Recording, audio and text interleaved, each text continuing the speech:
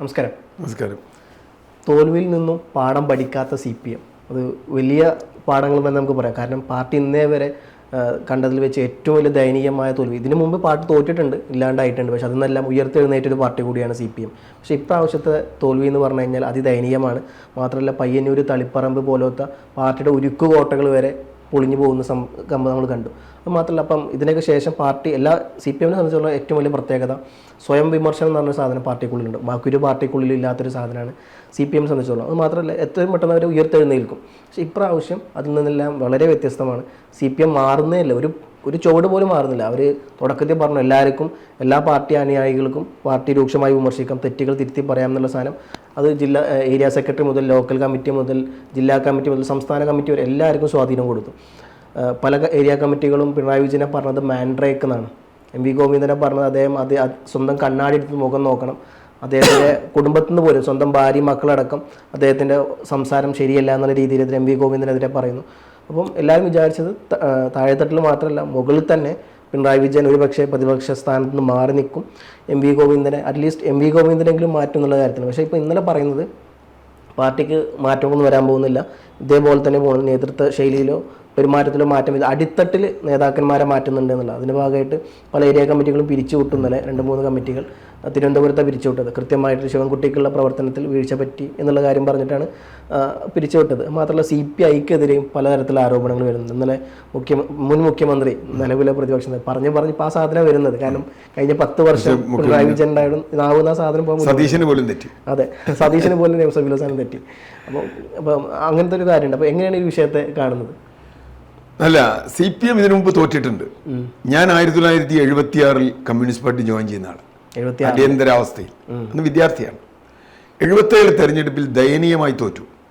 അന്ന് 29 സീറ്റാണ് ഇടതുപക്ഷത്തിന് കിട്ടിയത്. പക്ഷേ അതിൽ CPI ഇല്ല, ഒറ്റക്ക് CPM മാത്രമേ ഉള്ളൂ. മറ്റൊക്കെ കുഞ്ഞു കുഞ്ഞു പാർട്ടികളാണ്. CPI മറുവശത്താണ്, കേരള കോൺഗ്രസ് ഇല്ല, അവരൊന്നുമില്ല. എന്നിട്ട് 29 സീറ്റ് കിട്ടി, 140.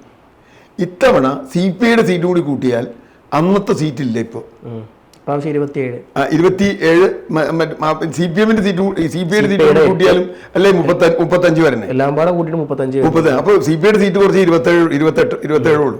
ഞാൻ പറഞ്ഞു വന്നത് 77നേക്കാൾ ഗുരുതരമായ തോൽവിയാണ് സംഭവിച്ചത്. പക്ഷെ 77 ശേഷം രാഷ്ട്രീയ സാഹചര്യം മാറി. കാരണം കോൺഗ്രസിൽ പിളർപ്പുണ്ടായി, കോൺഗ്രസിൽ ഒരു ഭാഗങ്ങൾ വന്നു, കേരള കോൺഗ്രസ് മാണി കൂടെ വന്നു, അങ്ങനെ കുറെ വ്യത്യാസങ്ങൾ ഉണ്ടായി. അങ്ങനെയാണ് 80-ൽ ഇന്നത്തെ LDF എന്ന സമിതി രൂപം കൊള്ളുന്നത്. CPI CPM ഒന്നിച്ച് മറ്റ് കക്ഷികൾ വരലും പോകലും ഒക്കെ ആയിട്ടും അതിൻ്റെ അടിസ്ഥാനത്തിലാണ് കഴിഞ്ഞ 46 വർഷമായി കേരള രാഷ്ട്രീയം നിൽക്കുന്നത്. ഒരു വശത്ത് CPM നേതൃത്വം നൽകുന്ന LDF, മറുവശത്ത് കോൺഗ്രസ് നേതൃത്വം നൽകുന്ന UDF, മുസ്ലിം ലീഗും ഒക്കെ അടക്കം. അതിനിടയിൽ അപ്പോൾ BJP ദുർബലമാണ്. പക്ഷെ കഴിഞ്ഞ 46 വർഷത്തിനിടയിൽ ഉണ്ടായ ഒരു വ്യത്യാസം, ഒരു മൂന്നാം മുന്നണി കേരളത്തിൽ BJP ശക്തിപ്പെടുകയും അവർ കുറേ വോട്ട് 10-15% വോട്ട് അവർ കുറേശ്ശെയായിട്ട് സമാഹരിക്കുകയും ചെയ്യുന്നുണ്ട്. ഇത് ഇവിടുത്തെ ഇക്വേഷനിൽ മാറ്റം വരുത്തി എന്ന് പറഞ്ഞു കഴിഞ്ഞാൽ അതിൻ്റെ അഡ്വാൻറ്റേജ് ആദ്യം ഉണ്ടായത് LDFനാണ്. LDFന് കാരണം BJPയിലേക്ക് ആദ്യം പോയ വോട്ട് മുഴുവൻ UDF നിന്നാണ്. പ്രധാനമായും Nair vote, Ezhava vote, Dalit vote, അങ്ങനെ വലിയ തോതിലുള്ള ഷിഫ്റ്റ് ഉണ്ടായി. അത് LDFന് വലിയ ഗുണം ചെയ്തു. കഴിഞ്ഞ കുറേ കാലമായി LDF കേരളത്തിൽ നിൽക്കുന്നത് UDFൽ നിന്ന് BJPയിലേക്ക് വോട്ട് പോയതുകൊണ്ടാണ്. എനിക്ക് തോന്നുന്നു 92 മുതൽ ഏതാണ്ട് അത് വന്നിട്ടുണ്ട്. പക്ഷേ കഴിഞ്ഞ 2019 മുതൽ ചെറിയ ഷിഫ്റ്റ് ഇതിന് നമ്മൾ കാണുന്നുണ്ട് വോട്ടിംഗ് പാറ്റേൺ. 19-ൽ ശബരിമല വിഷയവുമായി ബന്ധപ്പെട്ട് വലിയ തോതിൽ UDFന് വോട്ട് കിട്ടി. അപ്പോഴും 2021-ൽ ജയിച്ചു. 21 ജയിച്ച വേറെ കുറേ സാഹചര്യങ്ങളുണ്ട്, നമ്മളിപ്പോൾ അതിലേക്ക് പോകുന്നില്ല. കോവിഡും കിറ്റും സംഗതികളും ഒക്കെ ഉണ്ട്. എങ്കിൽ പോലും പിടിച്ചു വന്നു. അപ്പോൾ LDFന് ഉണ്ടായിരുന്നൊരു വിശ്വാസം 50 സീറ്റ് എന്തായാലും ഞങ്ങൾ കൊണ്ടുവന്ന കേരളത്തിൽ 50 സീറ്റിൽ LDF എന്തായാലും ജയിക്കും. ഇപ്രാവശ്യം ഇന്റലിജൻസ് കൊടുത്ത റിപ്പോർട്ട് അങ്ങനെ 50 സീറ്റ് ഞങ്ങൾ ജയിക്കും.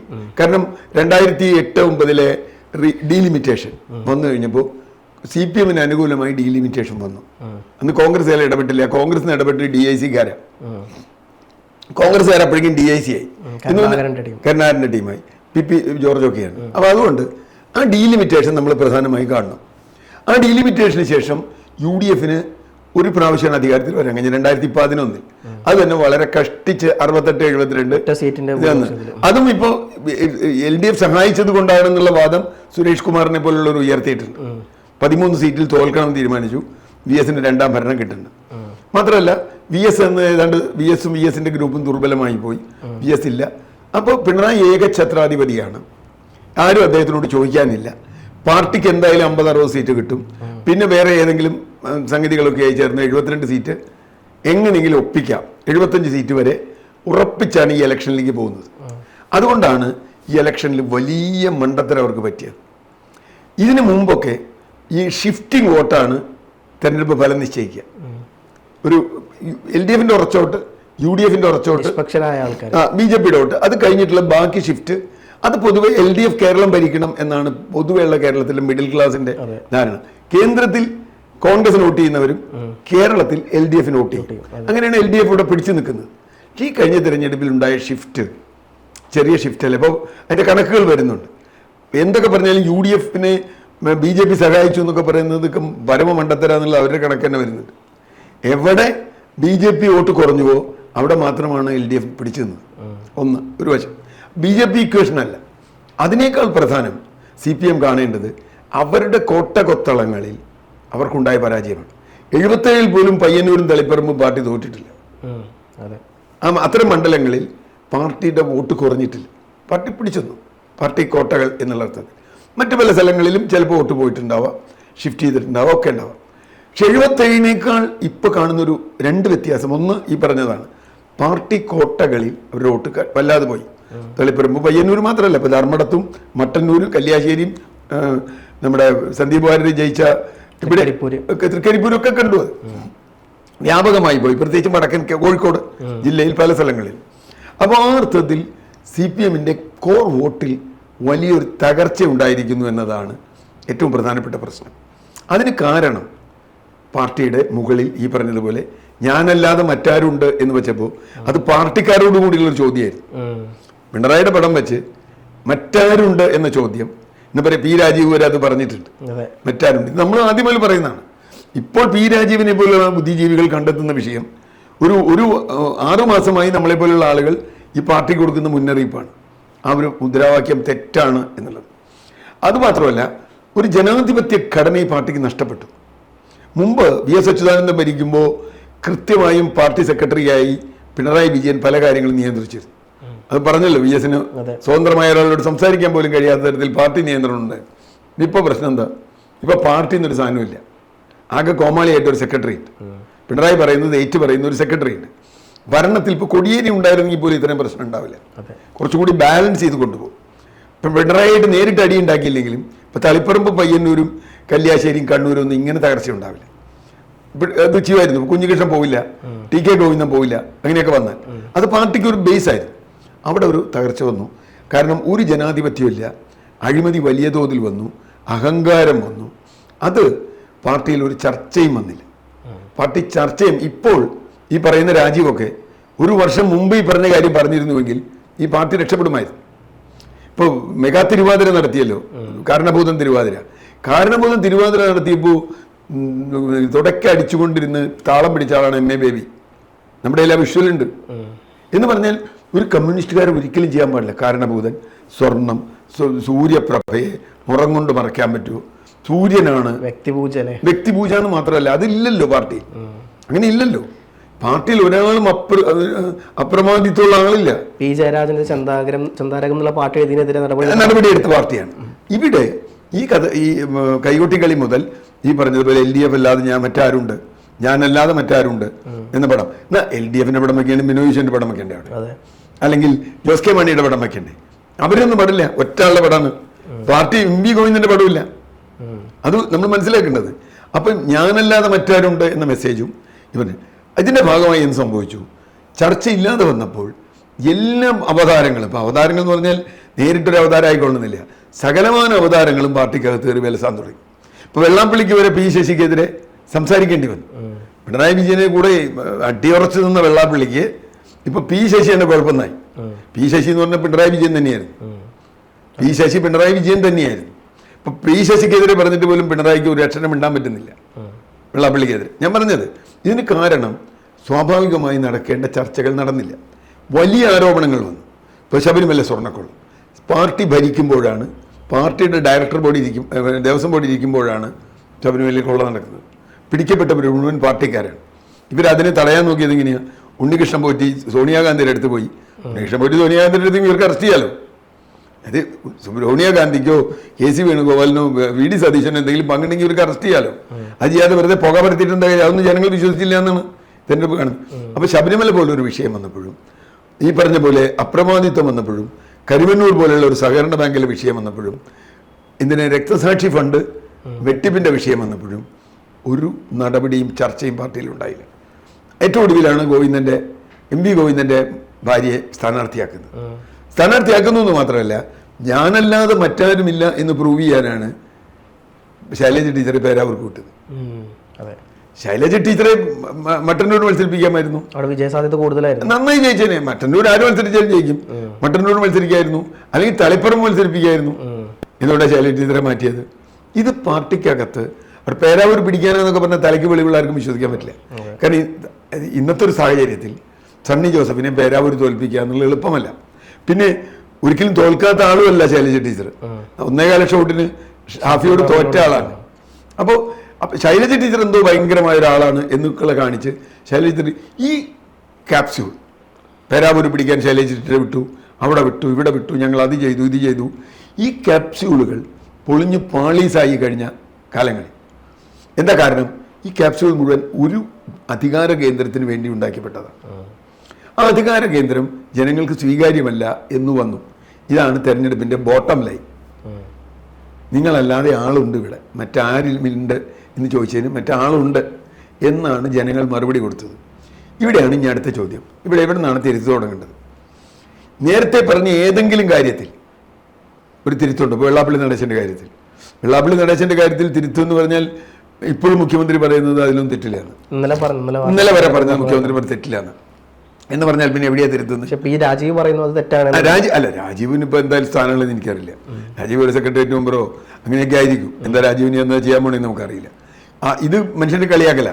മുഖ്യമന്ത്രി ഒന്ന് പറയുക, രാജീവ് വേറൊന്ന് പറയുക എന്ന് പറഞ്ഞാൽ ഇത് കളിയാക്കണ പരിപാടി. പാർട്ടി CPM-നകത്ത് അത് നടക്കൂല. ഒരാൾ പറഞ്ഞേ വരുള്ളൂ, നേതൃത്വം പറഞ്ഞേ വരുള്ളൂ. എം വി ഗോവിന്ദൻ പറഞ്ഞിട്ടില്ലല്ലോ വെള്ളാപ്പള്ളിക്കെതിരെ, ആരും പറഞ്ഞിട്ടില്ലല്ലോ. അപ്പോൾ പ്രശ്നം ഇപ്പോൾ പത്മകുമാറിനെതിരെ നടപടി എന്ന് പറഞ്ഞത് ധൈര്യമായൊരു നടപടി എടുക്കാൻ പറ്റുന്നില്ല. അപ്പോൾ പ്രശ്നം എന്താ വെച്ചാൽ ഈ ഏകാധിപത്യ ഘടനയിൽ പ്രവർത്തിക്കുന്ന ഒരു പാർട്ടി, ആ ഘടനയിൽ ഇനി മുമ്പോട്ട് പോകാനാവില്ല. ഇവർ ലെനിനിസ്റ്റ് എന്നൊക്കെയുള്ള വർത്താനം പറയാം. മോളി എന്ന് പറഞ്ഞാൽ താഴെയുള്ള എല്ലാവരും കേൾക്കണം, മിണ്ടാതിരുന്ന് കേട്ടോളണം എന്ന് പറയുന്ന ഒരു പാർട്ടിയൊന്നും അല്ലത്. കാരണം എന്താ വെച്ചാൽ ആ കേൾക്കില്ല എന്നാണ് പയ്യന്നൂർക്കാരും തളിപ്പറമ്പുകാരും തൃക്കരിപ്പൂരുകാരും പറഞ്ഞത്. ഞങ്ങൾ അങ്ങനെ കേൾക്കാൻ തയ്യാറല്ല, നിങ്ങൾ പറഞ്ഞ മുഴുവൻ ശരിയാണെന്ന് ഞങ്ങൾ വിശ്വസിക്കുന്നില്ല. അതിന് കാരണം ഒരു ജനാധിപത്യ വ്യവസ്ഥയിൽ പ്രവർത്തിക്കുന്ന ഒരു പാർട്ടിയാണ് കോൺഗ്രസ് പോലൊരു പാർട്ടിയാണ്. ഇപ്പോൾ UDF-നും കോൺഗ്രസിനുള്ളൊരു വ്യത്യാസം എന്താ? അവർക്കെതിരെ ഒരു ആരോപണം വന്നു. ഇപ്പോൾ സണ്ണി ജോസഫിൻ്റെ അളിയനെ നിയമിച്ചു, പരാതി വന്നു, അയാൾ ഒഴിയേണ്ടി വന്നു. ഒരു കറക്റ്റീവ് ആക്ഷൻ ഉണ്ട്. നേരെ മറിച്ച് ശ്രീമതി ടീച്ചർ മരുമോളെ നിയമിച്ചപ്പോൾ കോൺഗ്രസ് എതിർത്തെങ്കിലും ഒരു കറക്റ്റീവ് ആക്ഷനും ഉണ്ടായില്ല. ഒരു കറക്റ്റീവ് ആക്ഷനോടെ ഉണ്ടായില്ല. വെള്ളാപ്പള്ളിയുടെ കാര്യത്തിൽ ഉണ്ടായില്ല, ശബരിമലയുടെ കാര്യത്തിൽ ഉണ്ടായില്ല. ഒരു കറക്റ്റീവ് ആക്ഷനും ഉണ്ടാവാതിരിക്കുന്നതിന് കാരണം ഏകാധിപത്യ ഘടനയാണ്. ഈ ഏകാധിപത്യ ഘടന ഒരു ജനാധിപത്യ സമൂഹത്തിൽ പ്രവർത്തിക്കാൻ പറ്റില്ല. ലോകത്തെല്ലാ കമ്മ്യൂണിസ്റ്റ് പാർട്ടികളും പരാജയപ്പെട്ടത് ഈ ഘടന തിരുത്താൻ കഴിയാത്തതുകൊണ്ട്. യൂറോപ്പിലൊക്കെ അവർ ആദ്യം ചെയ്തതെന്താ അറിയോ? കമ്മ്യൂണിസ്റ്റ് പാർട്ടി പിരിച്ചുവിട്ട് സോഷ്യൽ ഡെമോക്രാറ്റിക് പാർട്ടി ഉണ്ടാക്കി. ഞങ്ങൾ ഇനി പഴയ കമ്മ്യൂണിസ്റ്റ് പാർട്ടിക്ക് ഇല്ല, സോവിയറ്റ് മോഡൽ മോളി എന്ന് പറഞ്ഞാൽ താഴെ കേൾക്കുന്ന കമ്മ്യൂണിസ്റ്റ് പാർട്ടികൾ. കാരണം ജനങ്ങൾക്കൊക്കെ നല്ല വിവരമുണ്ട്. ഇപ്പോൾ മാത്രമല്ല സോഷ്യൽ മീഡിയ എല്ലാം ഉണ്ട്. അതുകൊണ്ട് എന്ത് പറ്റും? ജനങ്ങൾക്ക് കാര്യങ്ങൾ അറിയാമെന്നുള്ളത് കൊണ്ട്, താഴെത്തട്ടിൽ ആളുകൾക്ക് എല്ലാം അറിയാമെന്നുള്ളത് കൊണ്ട് ആ വിമർശനം വന്നു. ഇന്നലെ എം വി ഗോവിന്ദൻ്റെ ഒരു നിരീക്ഷണം വളരെ രസകരമാണ്. പാർട്ടി വിരുദ്ധ മാധ്യമങ്ങൾ പറയുന്നതൊക്കെ അണികൾ ഏറ്റുപറഞ്ഞു എന്ന്. പാർട്ടി വിരുദ്ധ മാധ്യമങ്ങൾ പറയുന്നതാണോ നേരത്തെ പറഞ്ഞ കാര്യങ്ങളൊക്കെ? പാർട്ടി വിരുദ്ധ മാധ്യമം ഒന്നിപ്പോൾ പാർട്ടി വിരുദ്ധ മാധ്യമങ്ങളില്ലേ, വലിയ മാധ്യമങ്ങളൊക്കെ പാർട്ടിയുടെ കൂടെയാണ്. ഇപ്പോഴുമാണ് കുറേ കാലമായിട്ടത്. അതല്ല പ്രശ്നം, പഴയ പോലെയൊന്നുമല്ല. 1-2 മാധ്യമങ്ങൾ മാത്രമാണ് ക്രിട്ടിക്കലായി CPM-നെ കാണുന്നത്. ബാക്കി എല്ലാവരും വാഴ്ത്തുപാട്ടുകാരാണ്. എന്നിട്ട് അതവർ കൊല്ലാനാണ് നിൽക്കണമെന്നുള്ളത് അവർക്ക് മനസ്സിലായിട്ടില്ല. ഇപ്പോൾ വാഴ്ത്തുന്ന ആളുകൾ ഈ പാർട്ടി ഇല്ലാതാക്കാനാണ് ശ്രമിക്കുന്നത്. കാരണം ഇപ്പം ക്രിട്ടിസൈസ് ചെയ്ത് പാർട്ടിയെ കറക്റ്റ് ചെയ്യാണ് വേണ്ടത്. ഇപ്പോഴെങ്കിലും അത് ക്രിട്ടിസൈസ് ചെയ്യാതെ അതിനെ വാഴ്ത്തി കഴിഞ്ഞാൽ ഈ എന്താ പറയുക പാർട്ടിയുടെ കടന്നൽ ഗ്രൂപ്പോ അതുപോലെയുള്ള ആളുകളോ ചെയ്യുന്ന പോലെയുള്ള പണിയാണ് ചെയ്യുക. അതുകൊണ്ട് പാർട്ടി മാറണമെങ്കിൽ അതിൻ്റെ ഘടന ജനാധിപത്യപരമാക്കണം. ഒരു ഫോൺ നമ്പർ കൊടുത്തിട്ട് മിസ് കോൾ വിളിക്കാൻ പറയലല്ല പാർട്ടിയുടെ ജനാധിപത്യ ഘടന.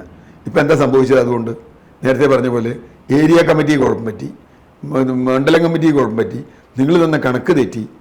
ആര് തന്ന കണക്കാ ശരിയായേ? ഏത് മണ്ഡലത്തിലാണ് കണക്ക് കറക്റ്റായി? ഇപ്പോൾ BJP ജയിച്ച 3 മണ്ഡലങ്ങൾ അത് UDFന്റെ സഹായം കൊണ്ടാണ് ജയിച്ചതെന്നാണ് തമാശ. ആ 3 മണ്ഡലങ്ങളിലും UDF 3-ാം സ്ഥാനത്തായിരുന്നു മുമ്പ്. അതെ, ഇപ്പോഴല്ല. അവിടെയൊക്കെ UDFന് വോട്ട് കൂടി. ഇപ്പോൾ ചാത്തന്നൂരും കഴക്കൂട്ടത്തും UDFന്റെ വോട്ട് കൂടി, BJPയുടെ വോട്ട് കൂടി. 17,000 വോട്ടാണ് കഴക്കൂട്ടത്ത് LDFന് നഷ്ടപ്പെട്ടത്. 17,000 വോട്ട് കുറഞ്ഞു. അത് എങ്ങനെയാണ് കുറഞ്ഞ് ആലോചിക്കണ്ടേ? കടകംപള്ളി സുരേന്ദ്രൻ എങ്ങനെയാണ് തോറ്റെ? 17,000 വോട്ട് എങ്ങനെയാണ് കുറഞ്ഞ് അവിടെ? അല്ലെങ്കിൽ ചാത്തന്നൂർ എങ്ങനെയാണ് കുറഞ്ഞ്? ഇവിടെ മറ്റേ രാജീവ് ചന്ദ്രശേഖരൻ്റെ അവിടെ അത്രയും വന്നിട്ടില്ല, എങ്കിലും കുറഞ്ഞിട്ടുണ്ട്. അപ്പോൾ പ്രശ്നം എന്താ? 3,600 വോട്ട് കുറഞ്ഞിട്ടുണ്ട്. അപ്പോൾ പ്രശ്നം എന്താ? പ്രശ്നം താഴെ തട്ടിലുള്ള ആളുകൾ ഈ പാർട്ടി നേതൃത്വത്തെ വിശ്വസിക്കുന്നില്ല. ഇപ്പോഴും അതിന് ശേഷവും കാണിക്കുന്നത് കോമാളിത്തരാ ഞാൻ പറയണത്. കാരണം എന്താ വെച്ചാൽ ഇപ്പോൾ ബസ്സിൻ്റെ വിഷയത്തിലൊക്കെ എടുത്തിട്ടുള്ള നിലപാടെന്ന് പറഞ്ഞാൽ കച്ചറ നിലപാടാണ്. കാരണം കേരളത്തിൽ ഏതെങ്കിലും സ്ത്രീയോട് ചോദിച്ചു, ശബരിമല പോലെ വരും ഇവർക്ക്. ശബരിമല ഇവർ സ്ത്രീകളുടെ വിമോചനം എന്ന് പറഞ്ഞിട്ട് ഇവർ നടത്തിയൊക്കെ പരിപാടി പൊളിഞ്ഞു പാളീസായി. സ്ത്രീകൾ അതിനെതിരായിരുന്നു. ഇവിടെ ഇപ്പം സ്ത്രീകളോട് നിങ്ങൾ ചോദിച്ചു നോക്കൂ, ഇവരെ വീട്ടിലെ സ്ത്രീയോട് ചോദിച്ചു നോക്കൂ, KSRTC പോണ സ്ത്രീയോട് ചോദിച്ചാൽ അവർ പറയും നല്ലതാന്ന് പറയും. എല്ലാവരും നല്ലതെന്നേ പറയുള്ളൂ. അങ്ങനെ ഒരു സാധനത്തിന് ഇവർ കയറി എതിർത്ത് ചളമാക്കേണ്ട കാര്യം എന്താ? അപ്പോൾ പ്രശ്നം ഇനി ഏറ്റവും പ്രധാനപ്പെട്ട പ്രശ്നം, വിവരമില്ലെങ്കിലും രാകേഷ് പറഞ്ഞത് കറക്റ്റാണ്. KK രാകേഷ് ഒരു കമൻറ്റ് പറഞ്ഞു. കമൻറ്റ് എന്താ? ഈ CPMലെ ഹിന്ദു വോട്ടിനെ BJPയിലേക്ക് കൊണ്ടുപോകാനാണ് BJP ശ്രമിച്ചുകൊണ്ടിരിക്കുന്നത്. കറക്റ്റാണ്, നിരീക്ഷണം കറക്റ്റ്. പക്ഷെ അങ്ങനെയല്ല അത് പറയേണ്ടത്. അത് BJPയിലെ ഹിന്ദു വോട്ട് തിരിച്ചു പിടിക്കണമെന്നല്ല പറയേണ്ടത്. പാർട്ടി ശരിയായ ലൈനിലേക്ക് പോകണമെന്ന്, അപ്പോഴേ ആളുകൾ വരുള്ളൂ. ഇതിപ്പോൾ എന്ത് സംഭവിക്കും? വെള്ളാപ്പള്ളി നടേശൻ്റെ ജന്മോദ്ദേശം ഇപ്പോൾ കഴിഞ്ഞ കുറച്ച് കാലമായിട്ട് നമ്മൾ കാണുന്നത് CPMലെ പിന്നോക്ക ഹിന്ദു വോട്ടിനെ BJPയിലേക്ക് എത്തിക്കല. അതാ വെള്ളാപ്പള്ളി ചെയ്തേ. P. ജയരാജൻ പറഞ്ഞൊരു വാക്കുണ്ട്, വെള്ളാപ്പള്ളി ഇരു തോണിയിൽ കാലിട്ട് നിൽക്കുന്ന ആളാണ്. ആണ് അല്ല, ഇത് തോണിയല്ല, അയാൾക്കൊരു തോണിയുള്ളൂ. ഈ തോണിയിൽ ഞങ്ങളുടെ ആളെ കൊണ്ട് കിടത്തല അയാളുടെ പണി. എന്താ അയാൾ ചെയ്തത്?